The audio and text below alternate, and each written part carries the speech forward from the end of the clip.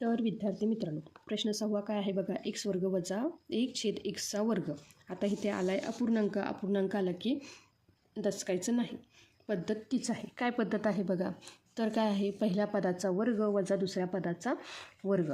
तर विद्यार्थी मित्रांनो, हा जो काही 1/x वर्ग आहे, हा कशा पद्धतीने लिहिला बघा मी, तर 1/x वर्ग ह्याला मी काय केलं, 1/x कंसाचा वर्ग ह्या पद्धतीने लिहिलं. तर काय होईल, इथं पहिल्या पदाला वर्ग आहे म्हणजे दुसरं पदसुद्धा काय केलं मी वर्गामध्ये आणलं. आता बघा, म्हणजेच हे काय होणार आहे बघा, x वर्ग वजा काय आहे रे, 1/xचा वर्ग. लक्षात आलं का. आता काय झालं, पहिल्या पदाचा वर्ग वजा दुसऱ्या पदाचा वर्ग.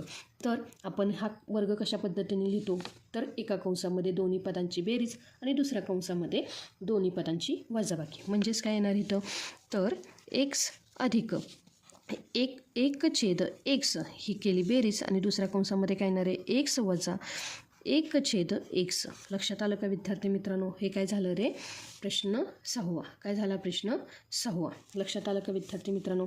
त्यानंतर आता प्रश्न 7 काय विचारलाय बघा, a वर्ग b वजा ab. आता आपल्याला काय दिसतंय रे, की ह्यामध्ये जो काही मी हे जे अवयव पाडले, तर काय येतील बघा, म्हणजेच इथे बघा a वर्ग b हे जे मी अवयव पाडले, काय पाडले, a वर्ग म्हणजेच काय, a गुणिले इथे येणार आहे a गुणिले हा b, त्यासोबतच ए बी म्हणजेच काय येणार आहे इथं, a गुणिले b. तर विद्यार्थी मित्रांनो, ह्यामध्ये कॉमन आपल्याला काय दिसलं, तर इथे असणारा a, इथे असणारा a सामायिक अवयव a आणि इथे असणारा b, इथे असणारा b. लक्षात आलं का. तर विद्यार्थी मित्रांनो, हे जे काही ह्या पदाचे मी काय केले, अवयव पाडले. तर कंसामध्ये आपल्याला काय येईल बघा, तर ए बी हे दोघंही काय आहेत, सामायिक अवयव. म्हणून मी काय घेतलं बघा, कंसाच्या बाहेर घेतलं ए बी. त्यानंतर इथे काय आहे रे, इथे उरला ए वजा इथे काय उरला रे, इथे उरला 1. म्हणजेच इथं काय उरला रे, ए बी हा मी जर बाहेर काढला तर इथे काय उरला, फक्त 1. म्हणून काय आलं, ए वजा 1 म्हणजेच ए वर्ग बी वजा ए बी. ह्याचं उत्तर काय आलं रे, ए बी कंसामध्ये ए वजा 1. लक्षात आलं का विद्यार्थी मित्रांनो. त्यासोबत प्रश्न 8 काय विचारलं आहे बघा, 4x वर्ग y वजा 6x वर्ग विचारला आहे. तर विद्यार्थी मित्रांनो, ह्याचेसुद्धा मी काय केले रे, अवयव पाडले. म्हणजेच काय केले, तर अवयव पाडले किंवा ह्यामध्ये मी सामायिक घेतला. म्हणजेच काय बघा, 2ने काय होतो रे, 4ला 2 गुणिले 2 म्हणजेच काय आले 4. म्हणजेच काय झालं, ह्या दोघांमधनं जर मी 2 बाहेर काढला तर इथं काय येणार आहे बघा, 2 गुणिले 2x वर्ग y म्हणजेच काय, 2 दुणे 4 म्हणजे 4x वर्ग y वजा आता इथे आहे 6 म्हणजेच काय येणार आहे, 2 त्रिक 6. लक्षात आलं का, 6 आणि इथे येणार आहे x वर्ग. लक्षात आलं का विद्यार्थी मित्रांनो. आता बघा, इथे आहे 2, इथे काय आहे रे, 2x वर्ग, इथे काय आहे 3x वर्ग. आता मी काय करते, ह्या 3x वर्गमधला 2x जर बाहेर काढला, म्हणजेच इथं 2x वर्ग आहे, इथं 3x वर्ग आहे, ह्यामधला जर मी 2x वर्ग बाहेर काढला तर काय होईल, तर इथे बघा, इथे काय राहणार आहे, 2x वर्ग आणि कंसामध्ये काय येणार आहे, 2y वजा फक्त इथं काय राहिलं रे, 3. काय राहिलं इथे, 3. लक्षात आलं का विद्यार्थी मित्रांनो.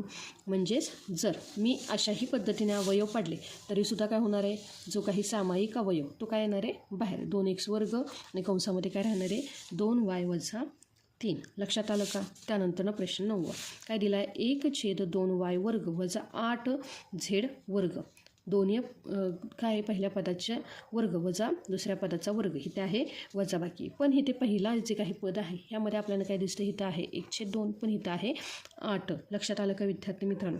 मग मी काय केलं बघा रे, जे काही 8 झेडचा वर्ग ही संख्या अशा पद्धतीने लिहिली. कशी रे, जे काही बघा 8 झेड वर्ग हे जर मी अशा पद्धतीने लिहिलं, काय येणार आहे बघा, 1/2 गुणिले 16 झेडचा वर्ग ही ह्या पद्धतीने लिहिली. म्हणजेच काय होणार आहे बघा, जर मी ते 2 एक्के 2 आणि 2 8 16 म्हणजेच काय येणार 8 झेडचा वर्ग. लक्षात आलं का?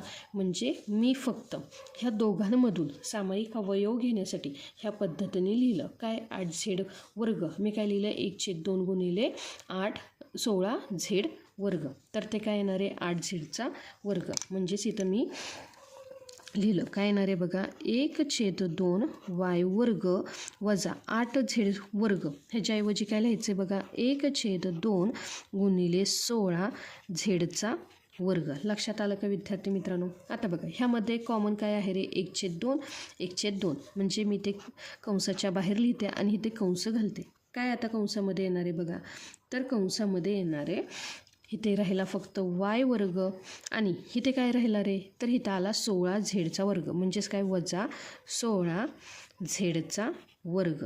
लक्षात आलं का विद्यार्थी मित्रांनो? आता बघा मी हे पुन्हा पुढे सोडवत गेले तर काय होणार आहे हे कॉमन आहेत म्हणजे सामायिक अवयव आहे 1/2 त्यानंतर आहे वाय वर्ग. पण 16 हा कुणाचा वर्ग आहे तर तो आहे 4चा म्हणून काय येणार आहे 4 झेडचा वर्ग. लक्षात आलं का? आता बघा हे मूळ रूपात आलं म्हणजेच काय जे काही आपण लिहितो काय लिहितो बघा रे जे ए वर्ग वजा बी वर्ग ह्या रूपात आलं तर आपण काय करतो रे एकदा करतो पदांची बेरीज तर दुसऱ्या कंसामध्ये करतो पदांची वजाबाकी. लक्षात आलं का? आता काय झालं पहिल्या पदाचा वर्ग वजा दुसऱ्या पदाचा वर्ग. लक्षात आलं का?